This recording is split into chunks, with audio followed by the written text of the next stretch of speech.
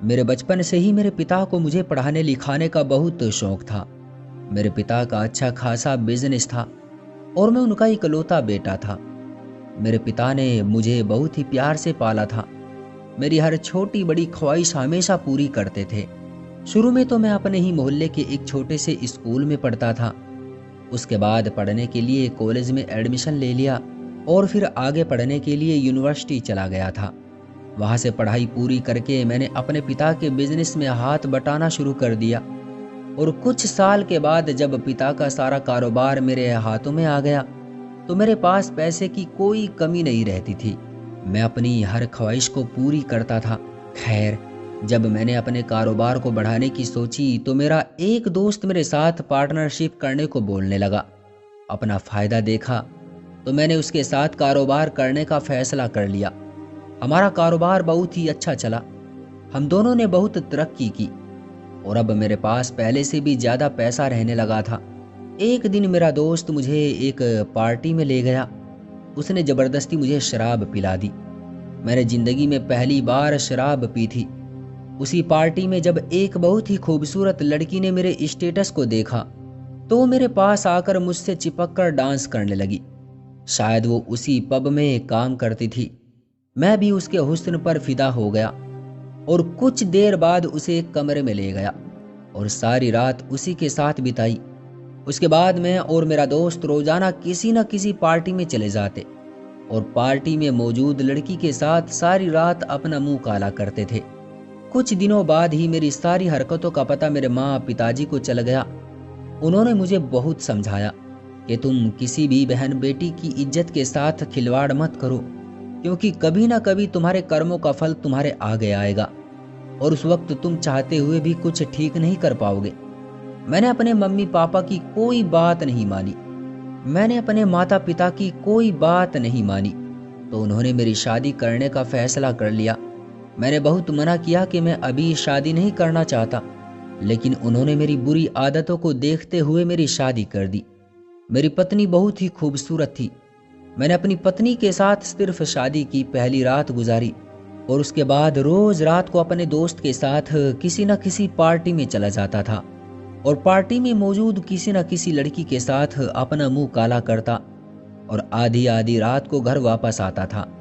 काफी दिनों तक ये सब चलता रहा। मेरी पत्नी भी मेरे इस तरह के व्यवहार से तंग आ चुकी थी। जब ये सब चलता ही रहा तो मेरी पत्नी को लगने लगा कि मेरे से उसे वो खुशी नहीं मिल रही है जो एक मर्द अपनी पत्नी को देता है। तो फिर उसके मन में उल्टे सीधे ख्यालात जन्म लेने लगे। उसने सोचा जो मेरी खुशी मेरा पति नहीं पूरी कर सकता, मैं वो दूसरे मर्द से हासिल करूंगी। उसके बाद फिर क्या था, मेरी पत्नी भी मेरी ही तरह रोज रात को मेरे जाने के बाद सज संवर कर घर से निकल जाती और मेरी ही तरह किसी के साथ मुंह काला करके घर आ जाती थी। जब मैं घर पहुंचता था तो अपनी पत्नी को बेड पर सोए हुए पाता था। अब मेरी पत्नी के अंदर मुझे बहुत ज्यादा बदलाव दिखने लगा था, मगर मैं शराब के नशे में चूर होता और मुझे किसी भी बात की कोई समझ ना रहती थी। खैर, एक दिन मेरे दोस्त ने मुझे कहा कि मैं आज तुम्हें एक ऐसी लड़की के साथ सुलाऊंगा कि तुमने कभी जिंदगी में ऐसी लड़की नहीं देखी होगी। उसकी बात सुनकर मैं बहुत खुश हुआ कि आज तो मजा आ जाएगा।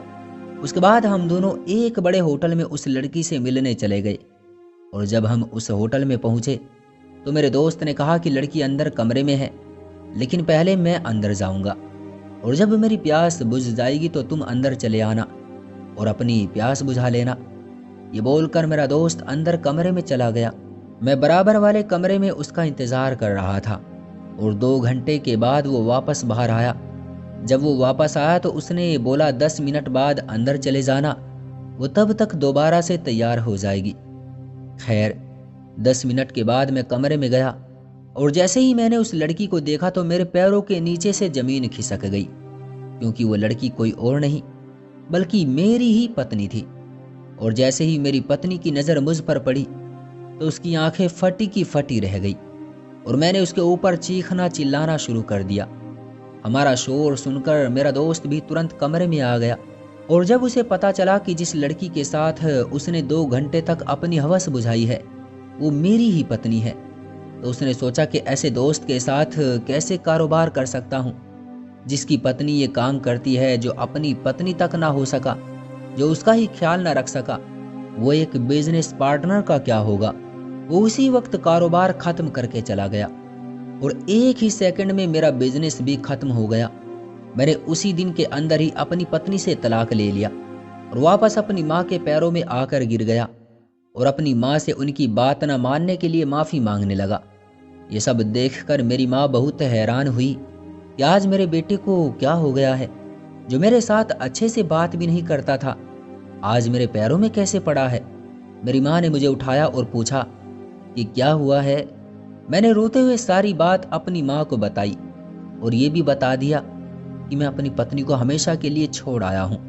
जब उन्होंने मेरी ये बात सुनी तो वो बहुत परेशान हो गई और बोली, बेटा, इस काम में सिर्फ तेरी पत्नी की गलती नहीं है, उसके जुर्म में तुम भी बराबर के हिस्सेदार हो। तुम अपनी इतनी खूबसूरत और जवान पत्नी की वो ख्वाहिश पूरी नहीं कर सके और उसे वो खुशी नहीं दी जो एक पति अपनी पत्नी को देता है, इसलिए उसने वो खुशी पाने के लिए दूसरे मर्दों का सहारा लिया। मुझे उस वक्त अपनी गलती का बहुत एहसास हुआ और मैं खुद अंदर ही अंदर अपने आप को मुजरिम मान रहा था, जो कि मैं सच में था। मगर अब मेरे पास पछतावे के अलावा कोई दूसरा रास्ता नहीं था। मगर मैं अपने जैसे मर्दों को ये बताना चाहता हूँ कि अगर तुम्हारे पास बहुत सारा पैसा है तो उसे ऐसी जगह खर्च करो जहाँ तुम्हारी इज्जत बढ़े और पैसा तुम्हारे लिए शर्मिंदगी और किसी का मुजरिम होने का कारण ना बने। और मेरी दूसरी सीख उन लोगों के लिए एक सबक है जो व्यक्ति घर में पत्नी के मौजूद होते हुए भी किसी और लड़की के साथ अपना मुंह काला करते हैं, तो उनकी पत्नी भी कभी ना कभी इसी रास्ते पर निकल पड़ती है और उनका अंजाम भी मेरी ही तरह होता है, क्योंकि मैंने ये सब काम करके सिर्फ अपने आज को ही नहीं बल्कि आने वाले कल को भी बर्बाद कर लिया है। अब ईश्वर से यही प्रार्थना है कि वो हम सभी को ऐसे कामों से दूर रखे और ऐसे पाप करने से हमें बचाए और सदैव अच्छा रास्ता दिखाए। तो दोस्तों, ये थी हमारी आज की कहानी। उम्मीद करते हैं कि आपको पसंद आई होगी। आपका क्या कहना है इस कहानी के बारे में, कमेंट करके हमें ज़रूर बताएं। वीडियो को लाइक करके चैनल को सब्सक्राइब कर लीजिए और साथ में घंटी को दबाकर ऑल पर सेट कर लीजिए ताकि आने वाली वीडियो आपको तुरंत मिले। मुझे दीजिए अगली वीडियो तक इजाज़त, तब तक के लिए धन्यवाद।